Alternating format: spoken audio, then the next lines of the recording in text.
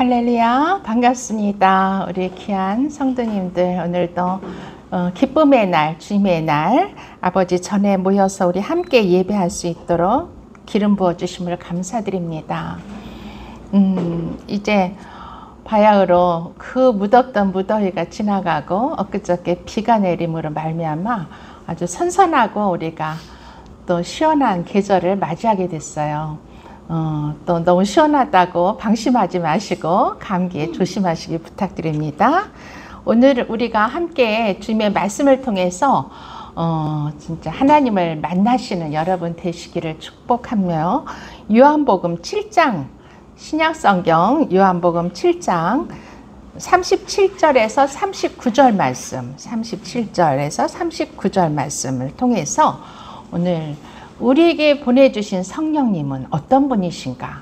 또 우리는 어떻게 해야 이 성령님을 받아서 우리가 이 삶 속에서 성령님과 함께 성령님을 누리며 살 수 있는가? 이런 관점에서 말씀을 나누겠습니다. 다 같이 봉독하시겠습니다. 시작. 명절 끝날 곧 큰 날에 예수께서 서서 외쳐 이르시되 누구든지 목마르거든 내게로 와서 마시라. 나를 믿는 자는 성경의 이름과 같이 그 배에서 생수의 강이 흘러나오리라 하시니 이는 그를 믿는 자들의 받을 성경을 가리켜 말씀하신 것이라. 예수께서 아직 영광을 받지 아니하셨으므로 성령이 아직 그들에게 계시지 아니하시더라. 아멘. 네, 이거는 예수님께서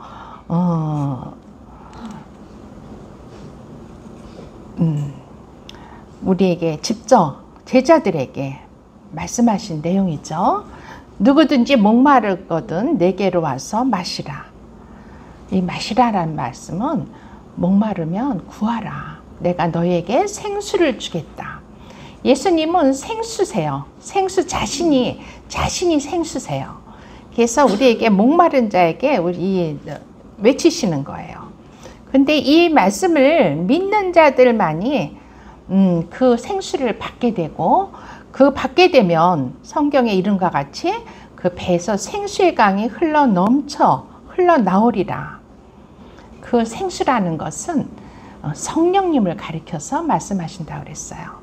이 말씀을 하실 때는 아직 예수님이 영광을 아직 받지 않으셨다고 그랬는데 그 무슨 말씀이냐면 주님이 십자가를 지지 아직 않으신 때, 아직 십자가를 지려면 이제 시간이 좀 남아있는 때에 이 말씀을 하신 거예요. 왜냐하면 우리 모두에게 성령이 임하시려면 예수님께서 십자가를 지시고 죽으신 후에 3일 만에 부활하시고 그 다음에 하나님 보좌 우편에 가셔서 하나님 아버지께 그 성령을 구해서 우리에게 보내주셔야지만 우리가 받을 수 있는 거였어요. 물론 구약시대에 성령을 받은 선지자들이나 여러 사람이 있었지만 특별한 사람들의 경우고, 또 예수님은 그 성령을 물론 함께 하신 분이죠. 그렇지만 일반인들은 아직 성령을, 제자일지라도 성령을 아직 못 받으신 상태였어요. 그러면 이 성령은 어떻게 해야 받을 수 있는가? 그것은 요한복음 3장 5절의 말씀에 예수님께서 친절하게 가르쳐주고 계세요. 이 요한복음 3장 5절은 니고데모가 한밤중에, 이 니고데모는 바리새인이에요. 바리새인은 성경을 많이 알고 있고 연구하는 사람이었어요. 그런데 이 사람이 한밤중에 예수님을 조용히 찾아와요. 그러면서 선생님이시여, 당신은 하나님께로부터 오신 선생인 줄 내가 아나이다. 하나님께서 나시지 아니하시면, 하나님과 함께 하시지 아니하면 당신이 행하시는 이 모든 표적을 아무도 할 수 없기 때문입니다. 이 니고데모는 예수님을 이렇게 지켜봤어요. 그랬더니 이분이 엄청난 기적과 이적과 표적을 나타내시는데, 이것이야말로 이거는 하나님께로부터 오지 않고는 결코 이룰 수 없는 일이다. 이거를 이제 지혜의 영이 임한 거야, 니고데모에게. 그래서 깨달았어요. 그래가지고 조용히 한밤중에 예수님을 만나러 와요. 왜 한밤중에 하냐면 사람들이 보는 것을 시선을 피해서 그 당시만 해도 예수를 이단하라고 취급을 하고 막 바리새인이나 사두개인들 또 제사장들 장로들이 예수님을 잡아서 어떻게 하면 그를 잡아서 죽일까 이걸 공모하던 때예요. 그렇기 때문에 니고데모가 몸을 사려서 이렇게 밤중에 예수님을 찾아와요. 그렇게 예수님께 물어봐요. 어떻게 해야지 우리가 구원을 받을 수 있을까요? 하고 예수님께 여쭤봐요. 그러자 예수님께서 대답하여 이르시되 3장 3절의 말씀에 진실로 진실로 내가 너에게 이르노니 내게 이르노니 사람이 거듭나지 아니하면 하나님 나라를 볼 수 없느니라. 거듭나야 된다는 거야. 본어게 영어로는 본어게 거듭나야지만 하나님 나라를 볼 수 있다. 이것은 하나님 나라 천국이죠. 하나님 나라는 천국에 갈 수 있고 하나님을 볼 수 있다는 거죠. 근데 이 니고데모는 나이가 많았지만 이게 무슨 의미인지 몰랐어요. 아니 본어게인 한다? 그럼 내가 뱃속에 들어가서 다시 태어나야 되나요? 이렇게 묻는 거죠. 그러자 예수님께서는 그게 아니라 예수님께서 대답 5절에 3장 5절 함께 읽겠습니다. 시작. 예수께서 대답하시되 진실로 진실로 내게 이르노니 사람이 물과 성령으로 나지 아니하면 하나님의 나라에 들어갈 수 없느니라. 아멘. 이렇게 말씀하세요. 그럼 도대체 물과 성령으로 난다는 게 뭘까? 이거는 물이라는 것은 진리를 의미해요. 하나님의 말씀. 하나님의 말씀과 성령으로. 아직 성령을 지금 모르고 있죠. 아무도. 성령이 아직 나타나지 않은 때인데 이 물과 하나님의 말씀과 성령으로만이 거듭날 수 있다는 것을 예수님이 미리 말씀하시고 계세요. 그러면서 육으로 난 것은 육이요 영으로 난 것은 영이니 내가 거듭나야 하겠다 하는 말을 놀랍게 여기지 마라. 바람이 임의로 불매 내가 그 소리는 들어도 어디서 와서 어디로 가는지 알지 못하는 것처럼 성령으로 난 사람도 다 이와 같으니라. 이렇게 말씀하고 있어요. 마치 성령님을 바람과 같이 비유를 했어요. 바람이 불으면 그 현상은 있죠. 물체가 흔들리고 소리가 나지만 그 바람 자체는 보이지 않는 것처럼 우리가 성령을 받을 때도 마찬가지예요. 그 성령님은 하나님의 영이셔요. 영이 있기 때문에 우리에게 오실 때 보이지 않아요. 그렇지만 우리가 성령을 받으면 변화가 돼요. 그래서 우리의 마음이 뜨거워지거나 아니면은 영의 눈이 열려서 어떤 현상을 보게 주님이 하시는 일들을 이것은 하나님이 하시는 일이구나 하고 니고데모처럼 하나님의 일을 보게 되거나 아니면 소리가 마음에서 하나님께서 하시는 소리를 듣게 되거나 이런 또는 이제 육체적으로는 진동이 오거나 불을 받으면 사람이 이렇게 진동이 와요. 성령의 불을 받으면 진동이 오거나 온몸이 뜨거워지거나 또는 시원하게 바람이 불듯이 시원한 바람이 우리를 감싸거나 아니면 생수를 우리가 마시는 것처럼 아주 온몸이 시원해지거나 이런 여러 가지 현상. 또 사람이요 아주 강팍하고 그랬던 사람이 온유하게 변해요. 예수님도 세례를 요한에게 나가서 물세례를 받으실 때 성령이 비둘기처럼 내리셨다고 그랬어요. 예수님도 그 성령을 받으셔서 온유해지셨어요. 비둘기는 온유함을 상징하는 그런 새예요.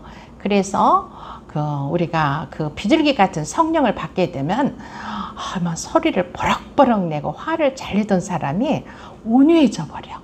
그래가지고 말씨가 부드러워지고 사람을 위로하는 말을 하게 되고 사람의 성질을 돋구거나 화를 내는 말을 안 해요. 화를 내지 않아요. 이렇게 성령이 우리에게 임하시면 참으로 이렇게 현상적으로 많이 나타나게 되죠. 그런데 이 성령님은 우리가 하나님께서 우리에게 보내주셔야 돼요. 그래서 사도행전을 보면은 사도행전 1장에서 보시겠습니다. 사도행전 1장의 말씀, 1장 8절 말씀. 예수님께서 친히 말씀하신 거예요. 시작. 다 같이 읽겠습니다. 시작. 오직 성령이 너에게 임하시면 너희가 권능을 받고 예루살렘과 온 유대와 사마리아 땅끝까지 이르러 내 증인이 되리라 하시니라. 네. 예수님께서는 3일 만에 부활하시고 나서 그냥 바로 하나님께로 가신 게 아니라 40일간을 제자들에게 찾아오셔서 제자들과 함께 하셨어요. 제자들은 예수님이 십자가에 못 박히시자 무서워서 다 도망갔어요. 그리고 그들의 원래 예수님께서 부르시던 그 원래 살던 그곳 갈릴리 바닷가, 갈릴리 호숫가라고 하는 그곳으로 다시 생업으로 돌아갔어요. 예수님을 따르던 제자들이 다시 다 이제 숨어서 자신의 고향으로 돌아갔어요. 그때 예수님은 무덤에서 부활하시고 무덤을 열고 나오셔서 제자들을 찾아갔어요. 그래가지고 제자들에게 예수님이 부활하신 예수님이 나타나시고, 그리고 도마에게는 도대체 나는 부활하신 예수님을 보지 않고는 나는 제자들이 부활하신 예수님이 나타났어, 우리에게 오셨어, 우리에게 말씀도 걸으셨어, 이런 얘기를 하니까 그때 도마가 그 자리에 없었어요. 그러자 도마는 나는 보지 않고 그분의 그 십자가에 그 상처를 만져보지 않고는 나는 그분을 믿을 수가 없어. 너희들이 하는 말을 나는 믿을 수가 없어. 그랬어요. 그때 예수님께서 친히 그 도마에게 나타나셔서 내 십자가의 그 상처, 옆구리에 로마 군인들이 예수님은 숨을 거둔 후에 옆구리에 로마 군인들이 창을 찔러서 그 옆구리의 창의 그 구멍으로 물과 피를 한 방울도 남기지 않고 다 쏟아 부어 주셨어요. 그러면서 그렇기 때문에 옆구리가 이렇게 뚫려 있었어요. 그러니까 도마에게 오셔서 내 옆구리에 손을 넣어봐라. 그러므로 너희가 믿음 없는 자가 되지 않기를 원한다. 내가 너가 믿음 있기를 원한다고 이렇게 직접 보여주셔서 도마는 진짜 예수님의 옆구리에 손을 넣어보고 예수님의 그 못 박힌 손과 발을 만져봤어요. 그러자 진짜 내가 섬기던 주님이시군요 하고 순종하고, 그 도마는 지금 성령을 너희가 이 8절 말씀에 너희가 오직 성령이 너희에게 임하시면 권능을 받아서 예루살렘에서 사마리아 끝까지 가서 땅 끝까지 가서 내 증인이 되리라 하고 말씀하신 그 말씀을 실천하고 인도에까지 가서 예수님을 증거하다가 순교 당하셨어요. 그래서 지금도 인도의 어딘가에 저는 안 가봐서 모르지만 사람들의 말에 의하면 어느 도시에 가면은 진짜 도마 마운틴이라는 산 이름이 있대요. 그리고 거기에는 도마의 교회, 도마교회라는 교회가 있다는 거예요. 이렇게 우리가 예수님이 40일을 제자들에게 함께 하시면서 이제 내가 아버지께로 갈 거다. 곧 이제 예전에는 예수님이 부활하시기 전에는 항상 제자들에게 뭐라고 말씀하셨어요? 나는 죽어야 된다. 나는 이제 얼마 있다가 십자가에서 죽게 된다. 그렇지만 죽는 거로 끝나지 않고 나는 부활할 것이다. 그렇게 누누이 얘기하셨지만 제자들이 믿지를 못했어요.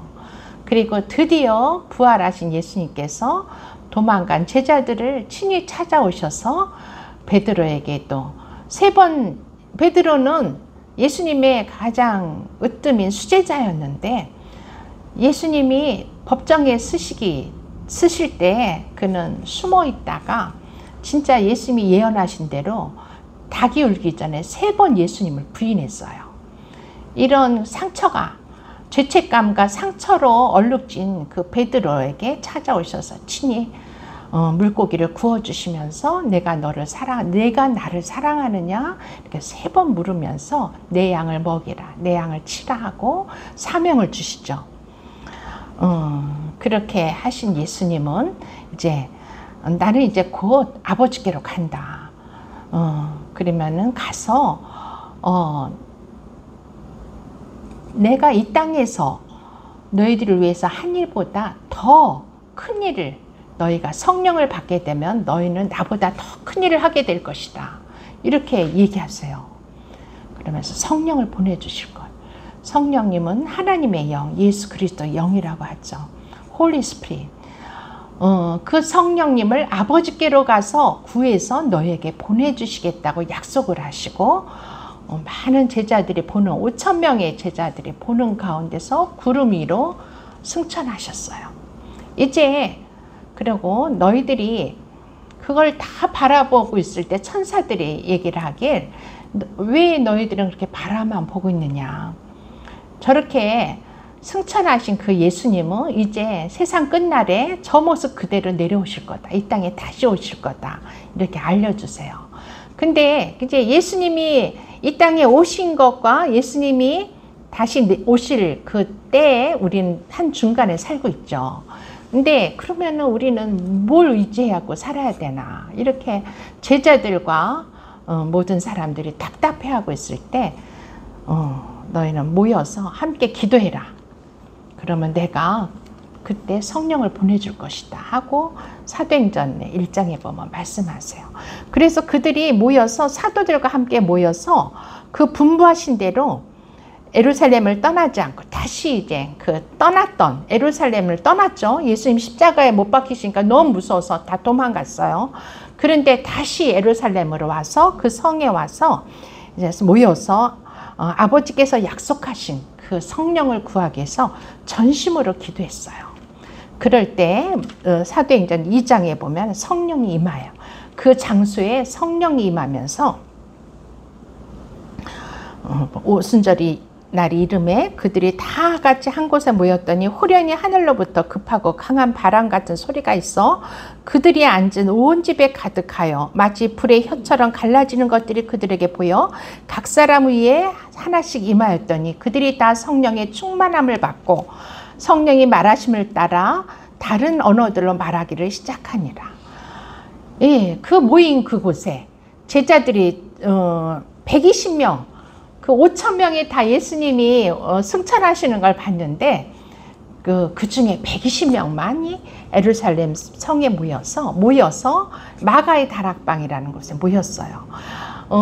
저는 이스라엘을 아직 못 가봐서 모르는데 엔사사도님께서 그러시더라고요. 마가의 다락, 예루살렘에 가면은 항상 이스라엘에 가면은 마가의 다락방에서 기도를 하시는데 그 장소가 꼭 우리 교회 만화대요. 이 미라클 교회 만화인데 거기에 120명이 모였대요. 그럼 여기에도 120명이 충분히 모일 수 있는 장소라는 거예요. 그런데 그때 그렇게 모여서 아주 전심으로 다 같이 한 곳에 모여서 전심으로 기도할 때 호련히 하늘로부터 급한 바람 소리가 있어서 그들에게 임했는데 그게 마치 불의 혀처럼 불꽃처럼 머리 위에 임했어요. 그러면서 입술이 tongues라고 해서 혀가 기도하니까 이제 소리를 내서 기도했겠죠. 조용히 기도하면 다 조르니까 다 소리를 내서 기도했을 거예요. 그럴 때 혀가 막 진동을 하면서 방언이 임한 거예요. 그러면서 성령이 충만하게 그 모든 120명에게 다 임했어요. 오늘날도 우리 미라클 성도님들은 다 성령을 받으신 줄 믿습니다. 이렇게 해서 성령이 임한 거예요. 그래서 그들이 성령이 임하자 이제 그 언어를 가지고 방언, 그 당시에는 방언이 언어들로 방언을 주셨나 봐요. 그 언어, 각 나라의 언어를 말할 수 있는 거야. 이 무식한 성도들이 각자 막 일본어, 한국어, 또 뭐 영어, 또 뭐 이집트어, 더 하여튼간 여러 가지 나라의 방언으로 중국어, 인도어 뭐 할 것 없이 막 방언을 받은 거야. 그래가지고 이 몸 막 이게 성령을 받으니까 뜨거워서 가만히 있지를 못하고 예루살렘 성으로 나갔어요.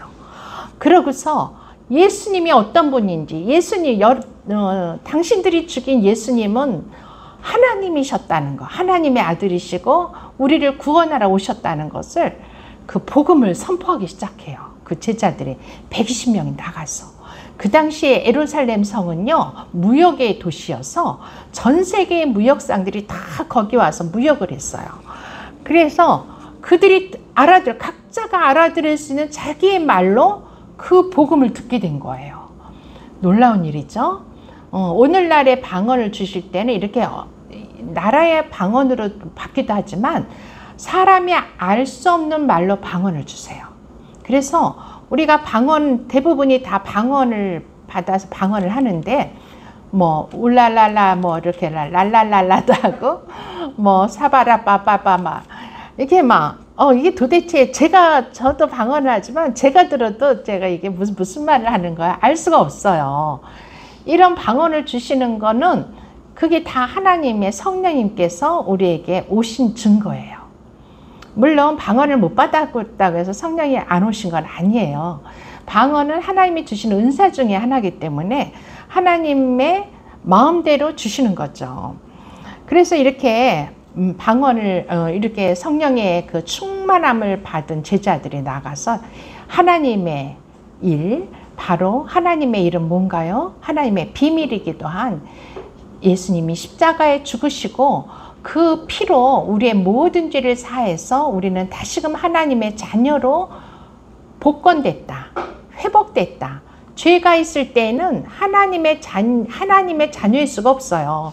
왜냐하면 하나님은 거룩하신 분이기 때문에 그 죄가 있는 인간은 하나님을 볼 수도 없고 하나님을 만날 수도 없는 거야. 그런데 그 하나님과 우리 사이에 그 막힌 담을 헐기 위해서 예수님이 이 땅에 오신 거고 성육신 하셨다 그래요. 거룩하신 하나님이 인간의 몸을 입고 이 땅에 오신 거예요.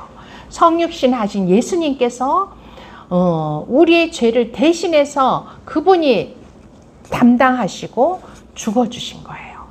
죄인이 죄인을 위해서 그 죄를 탕감해 줄 수가 없어요. 그렇죠?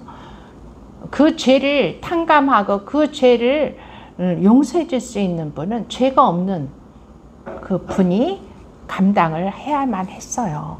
그래서 예수님께서는 우리의 인류의 모든 죄를 그분이 감당하시고 담당하시고 그 죄를 전가받으시고 그리고 우리를 대신해서 그분이 죽어주신 거예요. 그때 예수님이 우리가 지난주에도 예수님이 십자가에 돌아가시기 전날 밤에 겟세마네 동산에서 하나님께 전심으로 기도하는 기도문을 우리가 묵상했어요.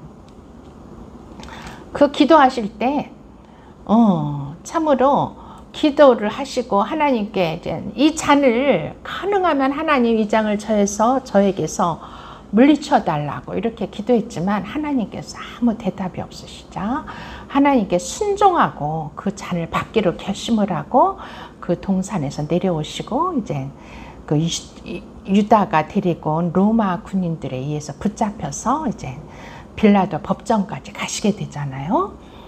그리고 십자가에 못 박히셨을 때 하나님께서도 그 하나님의 아들이신 예수님께 그동안 예수님은 십자가에 못 박히시 전까지 3년 반의 공생애를 하시면서 하나님과 늘 함께 하셨어요.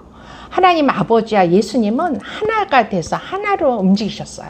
그래서 예수님은 하나님께서 보여주신 것을 그대로 말씀했고 하나님께서 들려주신 것을 그대로 말씀하셨어요.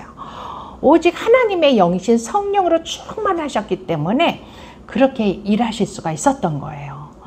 그랬는데 십자가에 못 박히시는 그 순간에는 하나님께서 그 아들의 얼굴을 보지 않고 외면하셨어요. 그래서 예수님의 마지막 십자가의 치런에도 아버지 어찌하여 나를 버리시나이까 이렇게 말씀하고 계시죠. 그것은 하나님께서도 얼마나 죄를 미워하시는지. 왜냐하면 그 전까지 공생애를 하실 때는 예수님이 죄가 있으셨어요? 없으셨어요? 없었죠. 그때는. 그러니까 하나님과 하나 돼서 하나님께서 늘 나타나 주셨지만 저와 여러분의 모든 죄를 예수님이 맡으신 뒤에는 그분은 완전히 죄의 덩어리였어요. 그때는 하나님 아버지도 예수님을 외면하신 거예요. 그냥 얼마나 큰 그 죄가 얼마나 무서운 거예요. 그 죄는 하나님께서 그토록 미워하시는 거예요. 아들도 보지 않으시는 거예요. 아들에게서까지도 얼굴을 외면하시고 그렇게 하는 게 죄인 거예요. 그렇지만 우리 예수님께서는 그 십자가를 담당하심으로 말미암아 그 죄 때문에 사단 마귀는 우리를 어떻게 해서든지 죄를 짓게 해서 마지막에 사망, 우리를 불못으로 사망의 불구덩이인 지옥으로 끌고 가려고 했던 것이 사단 마귀의 목적이었죠. 그렇죠? 사단 마귀는 어떻게 존재했는가? 민서 알아? 민서가 오늘 말씀을 잘 듣고 있네요. 사단 마귀 귀신은 하나님 아버지를 대적하고 천상에서 루시퍼는 하나님의 천사장이었어요.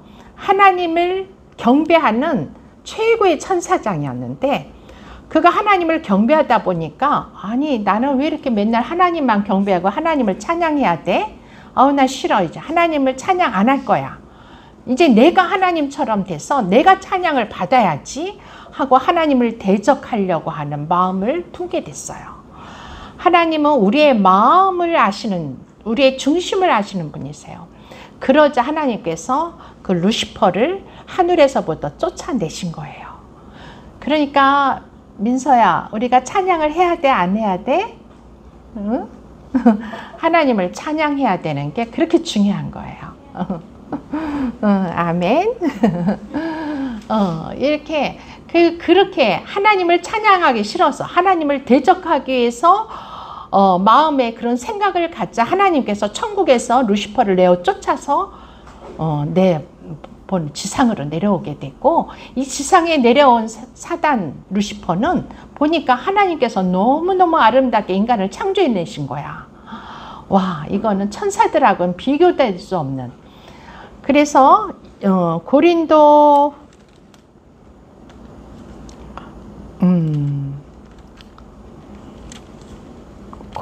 후서에 보면은 이렇게 말씀하고 있어요. 우리 인간을 하나님보다 조금 못하게 하시고 우리를 영광과 존귀의 관을 씌워주셨다고 그랬어요. 인간을 영광하면은 그 영광이 뭐예요? 하나님 자신이시잖아. 영광과 존귀로 우리에게 관을 씌워주셨어. 그렇게 우주 만물을 창조하신 하나님은 그 창조를 왜 하셨냐? 도대체 우주 만물을 왜 창조하신 거야? 이 지구는 왜 만드신 거야? 하나님이 인간을 위해서, 우리 사람을 위해서 만들어 놓으신 거예요. 우리 사람들에게 필요한 모든 것을 제공해 주시려고. 그러니까 이 사람은 천사들이 볼 때는 너무너무 흠모할 존재인 거야. 천사와는 비교도 안 되는 존재가 인간이었어요. 인간이 타락하기 이전까지 인간. 하나님이 처음 만드신 그 인간, 그 아담이죠. 그 아담과 하와는 진짜 하나님과 거의 비슷한 존재예요. 그래서 하나님께서 그 아담과 아담에게 모든 권한, 이 지구상에서 모든 권한을 다 그에게 주시면서 이 땅을 정복하고 다스려라. 그 권한을 다 주신 거예요. 하나님, 천사들이 보니까 기가 막힌 거야, 사람이. 야, 우리에게 없는 권한을 사람에게는 다 주셨구나. 그래서 어떻게 하면 이 사람은, 인간을 하나님이 사랑하고 하나님의 형상을 닮은 이 인간을 어떻게 하면 타락시킬까 하고 내려와서 인간을 유혹한 거예요. 그래서 그 유혹을 한 그 뱀, 에덴 동산에서 하와를 유혹하고 하와를 죄에 빠뜨리고, 또 하와는 아담을 유혹해서 아담을 또 하나님이 가장 싫어하는 죄로 죄에 빠뜨리고, 이렇게 그렇게 된 거죠. 그래서 인간이 타락하게 된 거예요. 그렇지만 하나님께서는 우리를, 그 사랑하는 인간을 그대로 둘 수가 없으셔서 이미 인간을 창조하실 때 이미 인간이 타락할 수도 있을 거라는 것을 예상하시고 성부, 성자, 성령 하나님께서 천상에서 회의를 하신 거야. 그랬을 때 하나님의 아버지, 인간을 사랑하시는 하나님 아버지의 마음을 아시고 예수님께서 만약 당신이 창조하신, 우리가 창조한 그 인간이 타락하면 내가 아버지의 뜻을 순종하고 이 땅에 와서 인간의 죄를 대신해서 내가 감당하고, 그리고 아버지께로 우리 인간을 다시 돌려드리겠다고, 나에게 주신 그 사람을 다시 아버지께 돌려드리겠다고 약속한 거예요. 진짜 놀라운 하나님의 사랑이시죠? 그리고 그 예수님은 또 떠나실 때 우리를 그냥 고아와 과부처럼 이 땅에 혼자 남겨두고, 그래 이제 너희들이 알아서 이제 사당을 대적해서 한번 잘 살아봐라, 이런 게 아니라 그 안타까운, 예수님이 승천하신다는 사실을 알고 제자들이 얼마나 안타까웠겠어요. 이제 드디어 예수님이 진짜 하나님이시구나, 그걸 깨닫고 이제 이분이 이제 우리 함께 하신다면 이제 모든 놀라운 일을 이룰 수 있겠구나, 그렇게 생각했는데 또 가신다는 거야. 또 가신다는 거지. 그러니까 막 안타까워하니까 예수님께서 너희는 불안해하지 말라, 두려워하지 말고 이제 내가 나는 아버지께로 가서 너희에게 이제 성령을 보내줄 거다. 이분은 하나님의 영이고 나의 영인데, 이제 그분이 오면 나는 이 땅에 왔을 때 육체의 몸으로 왔지만, 육체의 몸으로 오신 예수님은 한계가 있으실까요? 없으셨을까요? 그렇죠. 육체로 왔기 때문에 한계가 있어요. 그 당시는 비행기도 없으니까 이스라엘에서 미국으로 가려면 못 가셨어. 그쵸? 그냥 유대 땅, 이스라엘 땅, 기껏해야 뭐 이방의 사마리아까지밖에 못 가신 거야. 그렇지만 내가 이제 육체의 몸이 아니라 영으로 너희에게 임할 때는 너희의 영에 내가 들어와서 너희와 함께 할 것이다. 와우, 할렐루야. 그래서 하나님의 영광을, 예수님은 십자가를 지고 죽으시고 나서 영광을 입으셨어요. 하나님의 영광. 태초에 만세전에 아버지께서 나에게 주신, 예수님께 주신 그 영광이 다시 회복이 되셨어요. 부활하시고 나서 그 영광의 몸으로 회복하신 그 영광을 너희에게도 주겠다. 어떻게 주실 수 있어요? 그 영광의 영이신 성령님께서, 우리 성령님의 이름은 우리가 기도문에서 읽게 되죠. 하나님의 영, 주의 영, 영광의 영, 여호와의 영, 이게 하나예요. 하나, 성령. 그 말씀인 동일한 말씀이죠. 그 영광의 영으로 성령님이 우리의 영에 임하시면 우리와 주님이 하나가 되는 거예요. 우리 지난 시간에 말씀 드렸는데, 예수님께서 이 땅에 남겨질 나의 제자들을 위해서 기도하실 때 그들이 나와 내가 그 안에, 그가 내 안에 해서 하나가 되기를 하나님 아버지께 기도하셨어요. 그 하나가 된다는 것은 예수님의 영이 우리 안에, 그 영광의 영이 우리 안에 임하셔서 영원히 떠나지 않고 우리가 어디를 가든지 함께 하신다는 그 임마누엘의 하나님이 드디어 구약시대에 그렇게 임마누엘 하나님을 애타게 기다리던 그 하나님이 드디어 함께 하신 거예요. 그래서 아까 우리가 본문 말씀 요한복음 7장 37절 39절 말씀, 성령이 우리에게 임하시면 우리의 배에서 생수의 강이 흘러 넘치리라. 이것은 뭐를 말하냐? 성령이 우리에게 임한다는 것을 예수님께서 예언적으로 말씀해 주신 거예요. 그래서 이 성령님은 우리 안에 들어와서 기름 부어주세요. 이것을 성령 충만함이라고도 해요. 우리 안에 들어오시는 거예요. 그리고 우리 안에 내주하시는 성령님이 있고, 또 우리 안에 이제 우리 영 안에 들어오시는, 우리가 거듭나서 구원을 받게 되면 성령님이 우리 안에 내주하세요. 그리고 그 성령님은 또한 우리 위에 임하시는 성령의 기름 부으심도 우리에게 허락하세요. 그것은 뭐냐? 내주하시는 성령님은 우리 영 안에 함께 하시는 영이신 성령님이시고, 우리 기름 부으시는 성령님은 우리에게 능력으로 하나님의 능력으로 우리에게 임하시는 거예요. 그것은 성경에 보면 나를 나타내, 나의 나타남, 또 표적과 이적. 우리 교회 이름이 뭐예요? 미라클 교회예요. 이것이 바로 예수님이 나타나시는 교회, 그걸 의미해요. 예수님이 나타나지 않느냐 하시면 무슨 의미가 있어요? 우리 안에 예수님 계세요. 근데 그 예수님이 하시는 일들이 우리의 삶 속에 나타나야지 그게 능력이 있는 거잖아요. 그리고 세상 사람들이 그런 자들을 보고 어머, 저는 예수를 믿더니 사람이 달라졌네. 어머, 저는 예수를 믿더니 저 병에 고침받았네. 이런 표적과 이적과 그 하나님의 능력이 그들의 삶 속에서 나타난 것을 세상 사람들이 볼 때 나도 그러면은 저 미라클 교회 가서 나도 그 예수님 좀 한번 만나봐야겠다. 그런 마음이 들어서 오는 거예요. 그렇죠? 이렇게 이 성령님은 우리가 하나님의 일을 위해서 사역하도록, 일하도록 도우시는 성령의 기름 부으심이에요. 그래서 우리 하나님의 자녀들은 이런 기름 부으심, 위로부터 기름 부으시는 그런 성령님도 구해야 돼요.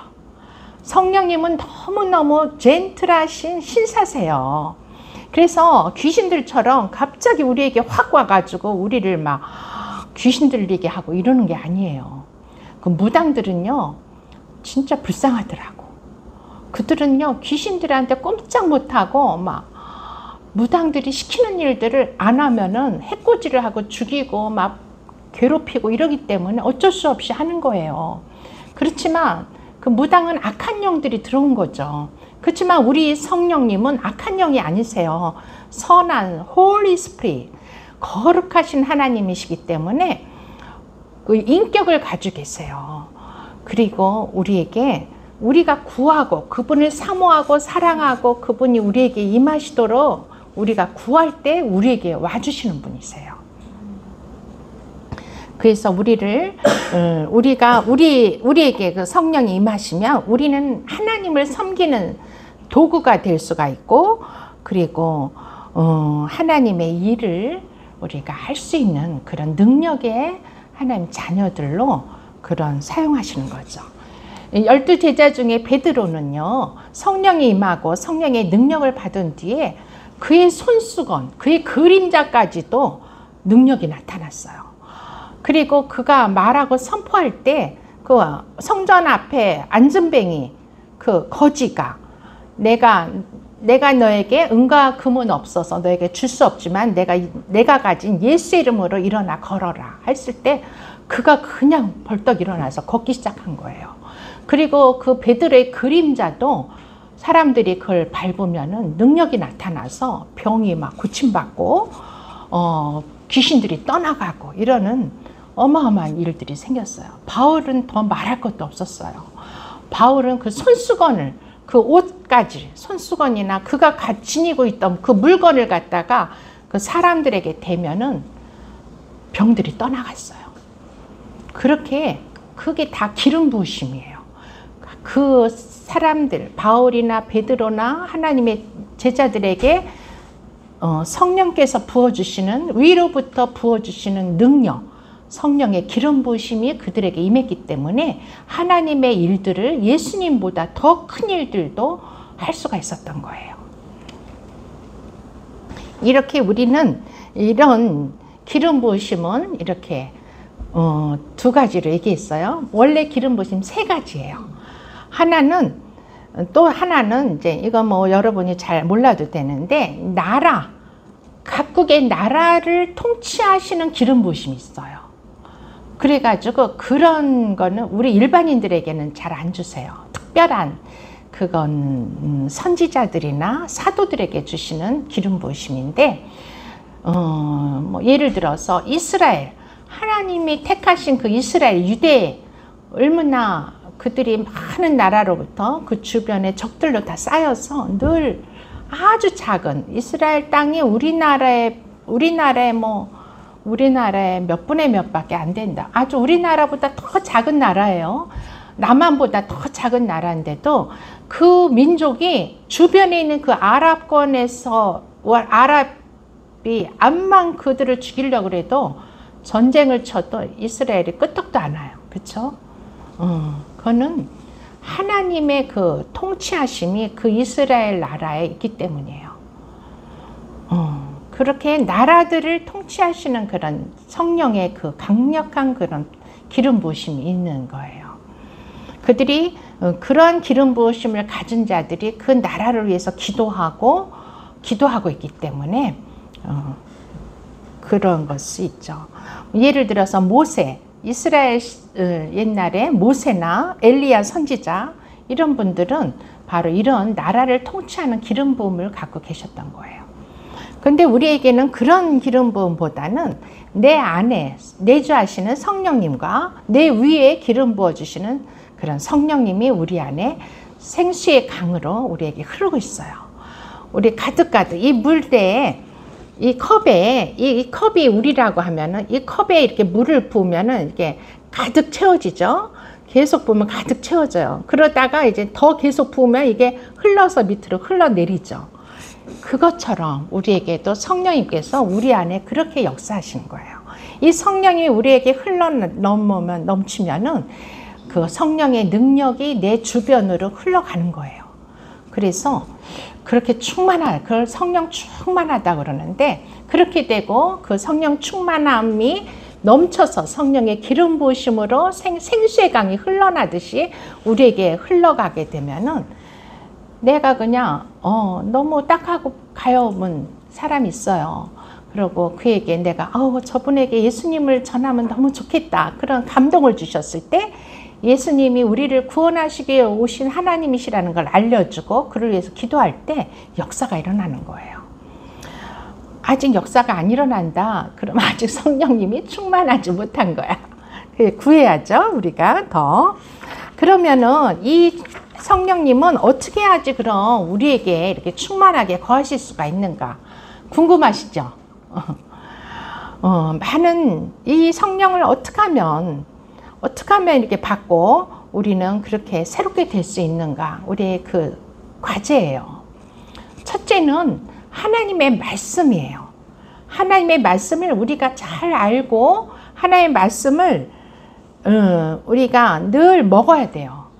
그래서 예수님의 기도에서도 하늘에 계신 우리 아버지여 이름을 거룩히 여김을 받으시오며 나라의 마시며 뜻이 하늘에서 이룬 것 같이 땅에서 이루어지이다. 오늘날 우리에게 일용할 양식을 주옵시고, 하나님은 한 달치 양식을 주옵시고 1년치 양식을 주옵시고 그렇게 말씀하지 않으셨어요. 일용할 양식, 매일매일의 영의 양식을 우리에게 달라고. 이거 육의 양식도 되죠, 물론. 영의 양식엔 두 가지예요. 육의 양식과 영의 양식. 이 영의 양식은 하나님의 율법, 이 성경에 기록된 하나님의 율법, 하나님의 말씀이 양식이에요. 이 양식을 우리가 하루에 3끼 식사를 하듯이 하루에 3번 이상 하나님의 말씀을 자꾸 보셔야 돼요. 그래서 말씀이 우리 안에 채워져야 돼요. 또 오늘 지금 예배 드리는 것도, 제가 말씀을 선포하는 것도 성령님께서 이 말씀을 기록하신 성경의 저자는 누구세요? 네, 성령님이세요. 이 말씀을 기록한 사람이 있지만 그 사람을 통해서, 그들은 도구로 성령님께서 기록하신 말씀이 바로 성경 말씀인 거예요. 그래서 우리가 성령으로 쓰여진 이 말씀을 읽을 때, 또 말씀을 들을 때 성령이 우리에게 충만히 채워지는 거예요. 이 컵에 물을 부어서 물이 가득 차듯이 하나님의 말씀이 우리 안에 채워질 때 성령이 임하세요. 그리고 이 성령의 기름 부으심은 두 번째로 우리가 기도할 때 우리에게 임하세요.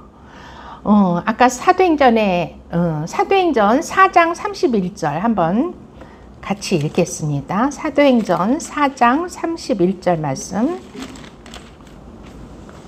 4장 31절 말씀. 다 같이 말씀 함께 봉독하겠습니다. 시작. 빌기를 닿음에 모인 곳이 진동하더니 무리가 다 성령에 충만하며 담대히 하나님의 말씀을 전하니라. 네. 하나님의 성령이 기도를 다 하고 나니까 기도, 빌기를 다하매, 이 뜻은 기도, 전심으로 모여서 제자들이요 성령을 받았죠. 사도행전 2장에서 그 바람 같은 불 같은 성령을 받아서 예루살렘 성에 나가서 예수님을 전했어요. 하나님이신 예수님이 바로 당신들이 죽인 그 예수님이다 하는 그 사실을 복음을 전했어요. 그런데 이 제자들은 그거를 끝낸 게 아니라 다시 모여서 다시 성전에 모여서 계속 하나님께 기도했어요. 그러자 그 성령이 충만해졌어요. 그럴 때 그들의 입에서 하나님의 말씀이 가득 채워지면서 그 말씀을 세상 사람들에게 전하기 시작했어요. 그래서 베드로 사도는 그 예루살렘 성전에 나가서 사람들에게 하나님의 말씀을 전할 때 4,000명이 그냥 그 자리에서 4,000~5,000명이 예수를 믿고 세례를 받았다고 그래요. 얼마나 엄청난 능력이 역사하신 거죠. 여러분도 그런 성령에 충만한 성도님들 되시기를 축원합니다. 그렇게 하나님의 성령이 임하실 때는 임하시기 위해서는 우리가 기도해야 돼요. 기도라는 것은요, 뭐를 말하냐면은 하나님과 우리가 소통하는 거예요. 내가 하나님께 말씀드리고 하나님의 말씀을 우리가 듣고 이렇게 하나님과 우리가 소통하는 게 기도예요. 그래서 우리는 늘 쉬지 않고 기도하는 것이 이렇게 중요한 거죠. 그래야지만 우리가 성령 충만함을 받고 살아갈 수가 있어요. 그리고 세 번째로는 하나님과의 교제. 이거는 하나님과의 교제를 통해서 우리는 기름 부으심을 받을 수가 있어요. 성령 충만해질 수가 있어요. 그러면 이 교제는 어떻게 교제하냐? 우리 주위를 살펴보고 올바른 사람, 하나님의 능력이 함께하는 사람, 하나님의 말씀에 그의 열매를 보고 나무를 아느니라 그렇게 말씀하셨어요. 그 나무가 사람이라면 그 나무는 열매를 봤을 때 이게 사과나무구나, 이게 배나무구나 알 수가 있어요. 그리고 그 열매가 없으면 그거는 과실나무가 아니죠. 무화과나무에 열매가 없을 때 예수님께서 무화과나무를 저주하자 무화과나무가 죽어버렸어요. 말라버렸어요. 하나님은 우리를 택하시고 부르시고 성령을 부어주신 것은 우리에게 열매가 있기를 원하셔서 우리가 성령의 열매, 하나님의 자녀로서의 합당한 열매를 맺기 원하셔서 우리에게 그런 것들을 허락하시는 거예요. 이 열매를 맺기 위해서는 그런 열매가 있는 자들과 여러분이 가까이 하셔야 돼요. 아무나 사귀시면 안 돼요. 사람을 귀신 들린 자, 무당 쫓아다니는 자들, 우상 숭배하는 자들, 그런 자들은 다 그 속에 성령이 아니라 악한 영, 사단 마귀 귀신들이 그 속에 또아리를 틀고 있는 그 영 속에는 그렇게 더러운 것들이 있어요. 악한 영들은 영으로 볼 때는 아주 더러워요. 그 더러운 자들과 가까이 하면 안 돼요. 그들에게는 예수의 이름으로 그 악한 영을 내어 쫓아주고 그들이 예수님을 알 수 있도록 그들에게도 성령이 부어질 수 있도록 우리가 인도하는 거, 그러기 위해서만 만나셔야 돼요. 그들과 친하게 지내시면 우리가 연탄 가게에 가면은 연탄 가게에 가서 일을 하게 되면 아르바이트를 한다고 생각을 해요. 예를 들어서. 그럼 우리에게 연탄이 묻어요? 안 묻어요? 시커먼 연탄재가 우리 몸과 우리 손에 다 묻게 되죠. 우리 옷에도 묻어요. 그거 같은 거예요. 더러운 것이 묻어져요. 내가 암만 하나님과 함께하고 내가 성령으로 충만될지라도 그들과 자꾸 교제하고 자꾸 만나게 되면 그들의 그 더러움이 우리의 삶 속에 스며들어요. 침투돼요. 그것은 사단 마귀가 가장 원하는 거예요. 그렇게 되면은 그들은 그걸 통로로 해서 우리가 이제 그걸 허용했단 말이에요. 더러운 영을 우리가 허용했어. 그럼 그들이 우리를 들어와요. 성령이 있는 자리에 그들이 성령을 밀어내고 우리에 들어올 수가 있어요. 왜냐? 우리가 허용했기 때문에. 하나님은 우리의 자유의지를 존중해 주세요. 우리의 의지. 그렇기 때문에 하와가 에덴 동산의 선악과를 따먹는 것도 허용하신 거예요. 하나님은 인간을 하나님의 말씀에 그냥 100% 순종해야 되는 로봇 같은 그런 존재로 만드신 게 아니라 하나님과 같은 존재로 만드셨기 때문에 우리가 선택의 의지로서 선택할 수 있는 그런 권한이 있는 거예요. 그걸 존중해 주세요, 하나님은. 그런데 그게 좋은 쪽으로 쓰임받으면 너무 좋지만 나쁜 쪽으로 쓰여지면 그것은 우리 자신의 책임인 거예요. 아멘. 네, 그래서 이렇게 올바른 사람들, 이 올바르다는 것은 도덕적으로 선하고 이런 게 아니라 하나님의 진리를 추구하는 자들, 하나님의 진리, 하나님의 말씀대로 살아가는 사람들, 그런 자들과 교제하고 함께함으로 말미암아 하나님께서 그들에게 있는 성령의 기름 부으심이 임파테이션 돼요. 우리에게도 오는 거예요. 흘러가는 거예요. 성령은 생수의 강처럼 흐른다 그랬죠. 그들이 받은 성령의 그 능력과 권능이 우리에게도 흘러오는 거예요. 그래서 우리가 진짜 훌륭하신 분들이 집회나 그런 분들을 초청해서 우리가 집회를 갖거나 안수를 받거나 이게 굉장히 중요해요. 그런데 아무나한테 그렇게 하면 안 되죠. 그들이 어떤 영을 가지고 있는지 우리가 영적인 분별력이 있어야 돼요. 예수님의 제자들은 예수님 같은 그런 하나님의 영으로 충만하신, 성령으로 충만하신 그분과 함께 있기 때문에 그 성령이 넘치고 성령의 기름 부으심으로 사역할 수 있었던 거예요. 아멘. 네. 그 다음에는 우리가 어떻게 성령의 기름 부으심을 우리에게 충만케 할 수 있는가? 두 번째, 세 번째, 네 번째죠? 네 번째. 우리가 예배하고 하나님을 경배하고 하나님을 찬양할 때 우리가 성령의 기름 부으심을 하나님 주세요. 시편 103편 1절에서 5절까지를 함께 봉독하겠습니다. 시편 103편 띄워주세요.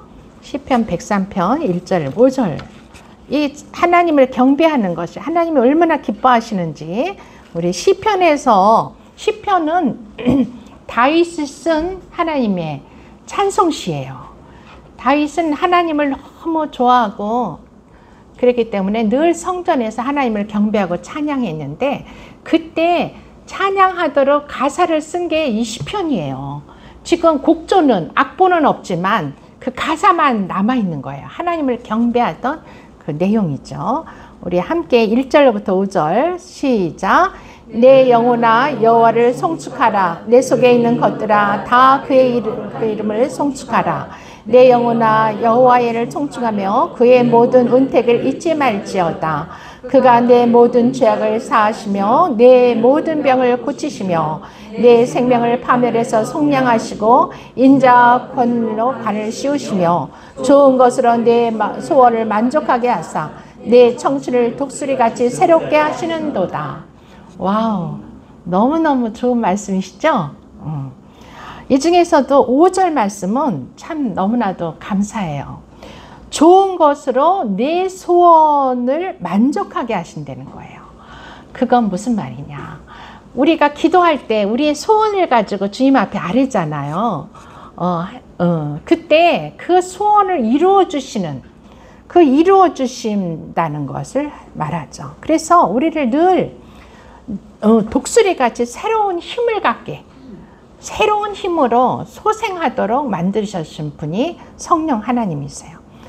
우리가 찬양할 때, 우리가 하나님을 경배할 때, 그래서 우리가 예배 전에 항상 우리는 찬양을 드리잖아요. 이 찬양 드릴 때 이거 소홀히 하지 마시고 좀 일찍 오세요. 11시 반 전에는 오셔서 함께 찬양하고, 그럴 때 이 찬양으로 인해서 하나님의 이런 복이 우리에게 임하는 거예요. 그 기름 부으심이 우리에게 충만해지는 거예요. 그리고 하나님을 경배하는 것은 마치 주님을 내가 꽉 붙잡는 거나 마찬가지예요. 우리 전지현 집사님이 이렇게 악기로, 피아노로 반주를 하면서 하나님을 경배할 때, 그때 그것은 영으로 보면요, 주님의 옷자락을 꽉 붙잡고 있는 거예요. 우리가 하나님을 막 찬양할 때, 노래할 때, 그거는 영으로 보면은 주님을 강권하는 거예요. 주님, 가지 마세요. 나와 함께 해주세요. 이거의 표현이에요. 누가복음 24장에 보면은, 전번에 이제 제가, 이거 안 찾으셔도 돼요. 제가 말씀드릴 때. 24장에 28, 29절에 보면은, 엠마오로 가는 두 제자들이 예수님이 십자가에 죽으시자 너무 낙심을 하고 이제 자기 고향으로 떠나는 거예요. 두 제자가 투덜투덜하면서, 우리가 그렇게 의지하고 진짜 예수님이야말로 메시아로 생각을 했는데, 그분이 구속자, 구원자, 메시아라는 건 구원자, 그리스도, 구원자를 생각하고 그분을 따랐는데, 결국 그분도 십자가에 죽고 로마 군인들에 의해서 처참하게 사형당하셨어. 우리가 진짜 너무 허망하다 이러면서 투덜투덜하고 엠마오로 길을 떠나고 있는 제자들의 옆에 예수님이 나타나셨어요. 그래가지고 너희들 무슨 얘기를 이렇게 하고 있냐 물어보니까, 아니 당신은 예루살렘에서 오시는 분이 그것도 모르세요? 지금 엄청난 사건이 예루살렘에서 있었답니다. 그거는 진짜 능력의 하나님 같은 그런 예수님이 결국 로마의 군병에 의해서 십자가에 처형당하셨어요. 그래서 우리가 너무 슬퍼서 이제 이 예루살렘을 떠나서 우리의 고향으로 가고 있답니다 하고 얘기를 하니까, 예수님께서 참 어리석은 자들아, 구약 성경에 그분에 대해서 뭐라고 말씀하시더냐 하고 모세와 다윗이 말씀하신 그 성경을 풀어주시는 거예요. 구약에 모세가 말하고 있고 다윗이 말하고 있던 그 예수가 바로 하나님이시고, 그가 바로 메시아고 너희들의 죄를 구원할 구원자라는 것을 다시 얘기해 주고 계셔요. 그러자 그 말씀을 들으니까 너무 신기한 거예요. 어머, 그랬구나. 다시 깨닫게 됐어요. 그러자 날이 어둑어둑해져서 어떤 여인숙에 그들이 가서 거기서 하루 자고 그러고 고향으로 가야 되니까 예수님을 강권해서, 예수님인지도 몰라 아직, 그냥 일반인인 줄 알아. 선생님이시여, 우리 함께 이곳에서 유하시면서 우리에게 더 많은 것을 좀 가르쳐 주세요. 그때는 선생님이라 하면 랍비라고 그러니까 랍비라고 불렀겠죠. 그러자 예수님, 그 강권한 거죠. 그 예수님인지 몰랐지만 그 선생님을 강권해서 자들과 함께 유숙하도록 강권했어요. 그 강권, 그때 엠마오로 가는 제 두 제자가 그 예수님을 강권해서 그들의 숙소로 모셨을 때, 그 숙소에서 그 예수님이 떡을 떼어서 그들에게 나눠주시자, 그때서야 영의 눈이 밝아지면서 어머, 예수님이구나를 알게 된 거예요. 그들이 예수님인지 알게 되었지만 예수님은 계셨어요? 안 계셨어요? 그냥 투명 인간이 돼서 훅 하고 날아가서 갈릴리로 가셨어요. 이렇게 우리가 예수님을 강권하는 것이 하나님을 우리가 경배하고 찬양하는 거예요. 그런 의미랑 같은 거죠. 그래서 이 경배하는 거야말로 진짜 하나님께서 기뻐하시고, 우리의 마음의 소원을 찬양 드릴 때, 기도할 때, 찬양은 곡조 있는 기도예요. 노래를 통해서 하나님께 기도하는 거예요. 그게 찬양이에요. 그러면은 그때 하나님께서 우리의 마음의 소원을 만족하게 해주신다 그랬어요. 그리고 죄악을 사하시고, 우리가 이 땅에 살면서 죄를 안 짓고 살 수가 없어요. 예수님께서 우리의 원죄는 사해 주셨지만 자범죄, 날마다 우리의 마음과 생각으로, 입술로, 발걸음으로, 손으로 지은 죄들이 있죠. 그 죄들은 우리가 이렇게 우리를 주님을 찬양하고 기도할 때 사해 주세요. 그리고 내 모든 병을 고치시며, 어떤 병, 이 땅에서, 이 세상에서 고치지 못할, 의사가 손대지 못하는 모든 병을 주님께서 하나님의 능력으로 고쳐주신다고 약속하고 계세요. 계속 띄워주세요. 103장, 시편 103장 3절에 말씀하고 있어. 그가 내 모든 죄악을 사하시며 내 모든 병을 고치시며 내 생명을 파멸해서 속량하시고 인자와 긍휼로 간을 씌우시리라. 하나님께서 우리가 생명이 파멸된다는 건 뭐예요? 우리가 지옥에 간다는 거야. 그 지옥에 들어갈 우리를 건져주신다는, 구원해 내신다는 거예요. 그리고 우리를 인자와 긍휼로, 우리의 긍휼은 진짜 우리의 모든 하나님으로부터 우리가 긍휼함을 받지 못하면 우리는 구원될 수가 없어요. 하나님의 그 긍휼하심, 우리를 보시는 그 긍휼하심 때문에 우리는 구원에 이를 수가 있는 거잖아요. 그래서 하나님의 긍휼이 진짜 너무나도 우리는 필요한데 그 긍휼로 우리를 관을 씌워 주신대요. 하나님의 인자하심과 긍휼하심으로 우리에게 관을 씌워 주신다는 거. 놀라운 표현이에요. 그래서 우리의 청춘, 우리는 나이가 들었다고 청춘이 아닌 게 아니에요. 아우 이제 나는 70이 넘고 80이 다 돼가는데 내가 무슨 청춘이야? 그렇지 않아요. 하나님의 성령이 임하는 자들은 항상 청춘이에요. 100세가 돼도 청춘이에요. 내 청춘을 독수리같이 새롭게 하시는도다. 이게 뭐 시적인 표현이라 이렇게 됐지만 우리의 인생을 청춘으로 회복시켜 주신다는 거예요. 독수리 같은 새로운 힘을 공급해 주셔서 아프지도 않고 공고해지지도 않고 그렇게 새로운 힘을 공급해 주시는, 그것이 바로 하나님을 찬송해야 된 이유인 거예요. 무수하게 이 성경 속에는 하나님을 찬양해야 되는 이유가 있어요. 이걸 다 말하면 오늘 하루 종일 말해도 시원찮으니까 이것으로 이제 말씀을 마치고자 합니다. 우리 마지막으로 기억할 거, 하나님께서는 우리에게 당신의 영이신 성령님을 우리에게 부어주시기를 원하셔서 우리를 부르셨어요. 그 성령님은 우리 안에 내주하시는 성령님이시기도 하고 우리에게 위에서 기름 부어주셔서 하나님의 일을, 하나님의 사역을 하게 하시는 성령님이시기도 하세요. 근데 이 성령님을 우리가 어떻게 하면 충만하게 받을 수 있는가? 첫째로는 하나님의 말씀이 우리 안에 충만해야 돼요. 둘째로는 기도해야 돼요. 사도행전의 그 성도들처럼 전심으로 하나님께 기도해야 돼요. 셋째로는 또 뭐라 그랬죠? 벌써 잊어버리셨어요? 하나님의 사람들과 교제해야 돼요. 우리 하나님의 사람들이 우리 미라클교회에 다 모여 있어요. 그러니까 이 주일날 나와서 우리 성도들과 교제하는 것이 바로 우리 안에 기름 부으심이 흐르게 되는 거예요.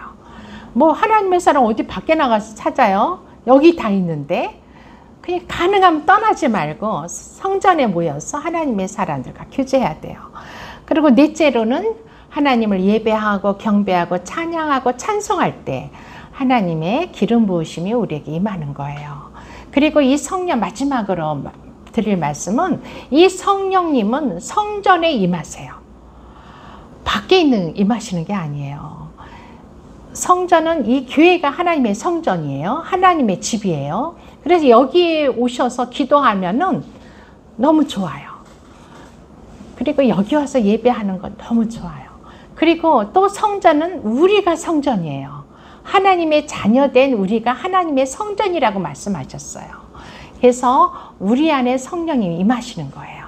임하여서. 그래서 우리는 이런 성령님을 모시고 사는 진짜 놀라운 하나님의 창조물인 거죠. 그래서 다음 시간에는요, 이 성령님은 그럼 어떻게, 어떠한 모습으로, 어떠한 영으로 우리에게 오시는가? 또 그 성령님을 대적해서 우리의 하나님의 사람들을 공격하는 악한 영은 또 어떠한 모습으로 우리를 공격해 들어오는가? 이거에 대해서 영적으로 깊이 나눠보는 시간을 가질 겁니다. 아멘. 이 말씀, 오늘 주신 말씀 생각하면서 우리가 함께 주님께 기도하겠습니다.